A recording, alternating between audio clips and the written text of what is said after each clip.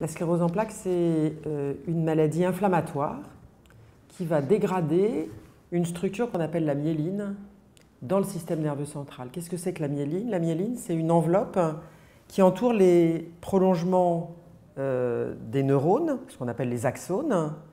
Et donc, cet enroulement de myéline autour de l'axone va permettre à l'influx nerveux d'être propagé très très rapidement. Voilà, beaucoup plus que dans une fibre sans myéline. Donc dans la sclérose en plaques, il y a une réaction inflammatoire dont on ne connaît pas encore très très bien l'origine.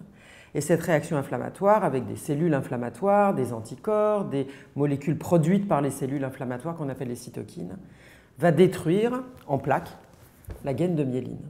Et donc ça va donner au sein du système nerveux central, donc le système nerveux central c'est le cerveau, la moelle épinière aussi, le tronc cérébral qui est la partie qui est entre les deux, ça va donner des lésions disséminées dans le système nerveux central, des lésions de la myéline disséminées dans le système nerveux central.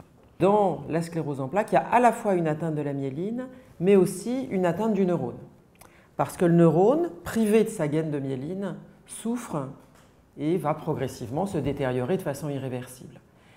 Et ça a été un changement conceptuel quand même dans notre compréhension de la maladie, de se dire que ce n'est pas uniquement une maladie de la myéline. Certes, initialement, il y a cette atteinte de la myéline, mais dans un deuxième temps, il y a l'atteinte de l'axone, et c'est probablement l'atteinte de l'axone qui joue un rôle majeur dans l'apparition et l'aggravation du handicap neurologique irréversible.